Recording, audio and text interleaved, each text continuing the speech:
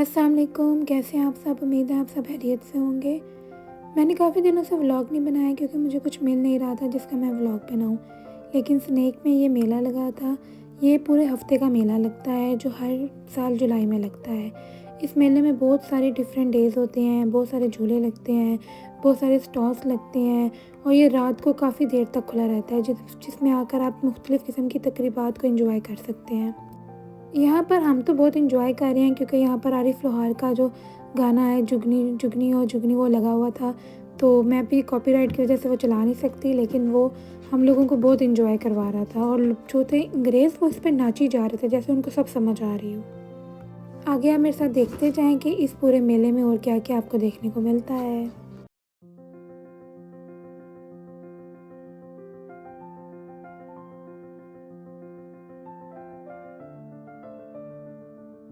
इस व्लॉग में मैं आपको इस मेले की स्टार्ट से बताऊंगी, मतलब इसकी तैयारियों से दिखाऊंगी आपको कि इसकी तैयारियों में कितना टाइम लगता है और क्या क्या तैयारियां होती हैं और क्या क्या सजाया जाता है, क्या क्या ओवरऑल मेंटेन किया जाता है, मतलब सारा कुछ क्या क्या होता है।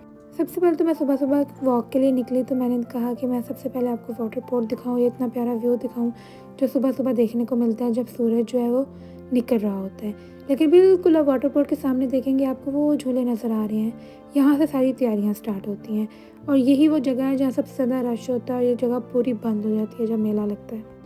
जैसे जैसे मैं आगे जाती जाऊँगी आपको वो सामने झूले दिखते जाएंगे। ये भी झूले लग रहे हैं। मेनली ये झूले ऐसे नहीं होते कि पूरे का पूरा झूला आया है और ये यहाँ पे आके लग गया है। ये कंटेनर होते हैं, ये कंटेनर फोल्ड होते हैं, जैसे ये ओपन होते हैं तो ये ओवरऑल एक झूला बन जाता है। और ये वही सारे जो कंटेनर्स हैं जो आपको दिख रहे होंगे, ये सब जो है ना इतनी खूबसूरत व्यू में तब्दील हो जाएंगे जो आपने सबसे पहले देखा है। आप देखते जाएँ कि कैसे कैसा झूला, ये झूला मैंने लिया था, ये आपको अगले व्लॉग में दिखेगा।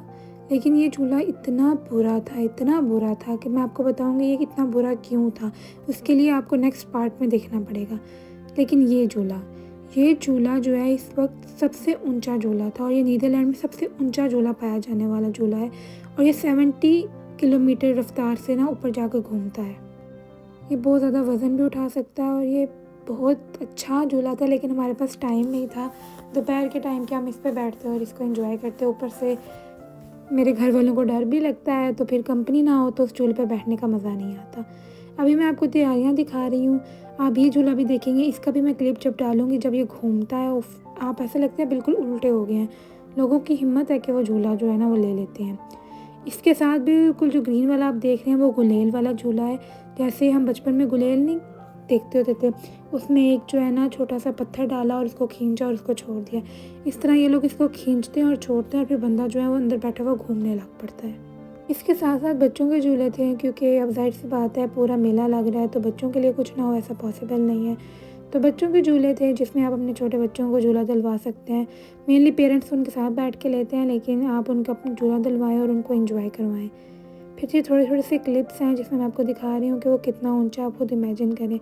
और ये तो हमारे पाकिस्तान में भी पाया जाता है। इसको हम कारपेट समथिंग कहते हैं पाकिस्तान में ये जो झूला होता है, लेकिन पाकिस्तान में पाया जाता है। और ये वो गुलेल वाला झूला है जिसकी मैं बात कर रही थी।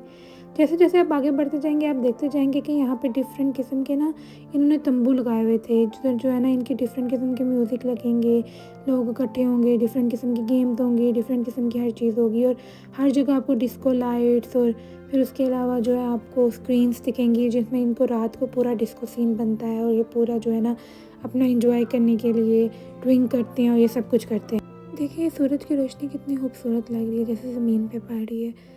ये बहुत अच्छा टाइम होता है, आप सुबह-सुबह उठें, वॉक के लिए जाएँ, अपने आप को फ्रेश करें। देखें लोग यहाँ पे रनिंग कर रहे होते हैं, आपको अपने कुत्ते यहाँ पे चलाते हुए दिखेंगे, उनको सैर कराते हुए दिखेंगे।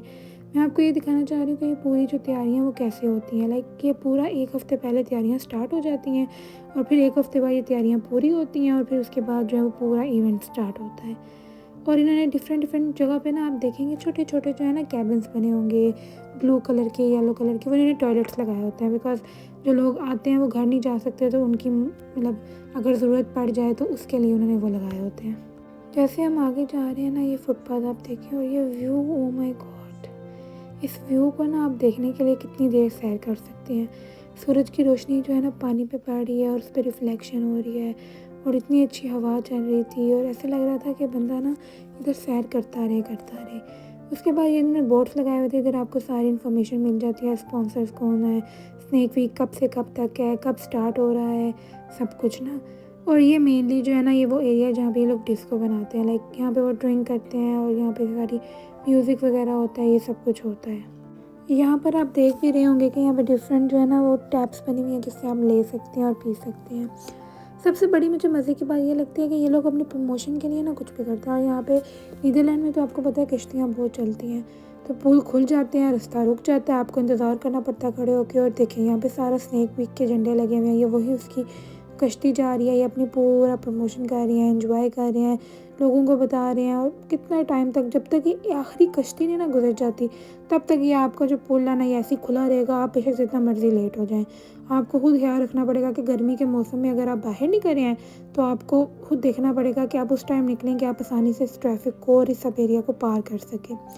उसके अलावा यही सब तैयारियां थी। अगर आपने पूरा देखना है कि आगे झूले कैसे बनते हैं, हमने राइड कैसे ली, हमने क्या खाया, हम लोगों ने कौन से स्टॉल पे गए, हमने कितना एंजॉय किया, तो इस व्लॉग का पार्ट 2 ज़रूर देखिएगा, जिसमें आपको ओवरऑल दिखेगा कि कितना खूबसूरत बन जाता है वो मेला, वो झूले कैसे लगने लग पड़ते हैं, वो सब कुछ कैसा हो जाता है, आप लोग कितना एंजॉय कर सकते हो। मतलब आप एक शहर से बाहर ना भी जाओ तो वो पूरा इन्वायरमेंट कैसे बनता है कि आपको एंजॉय करवा सके। उसके अलावा अपना ख्याल रखिएगा, मेरे चैनल को सब्सक्राइब करें, बेल आइकन दबाएं। अल्लाह हाफ़िज़।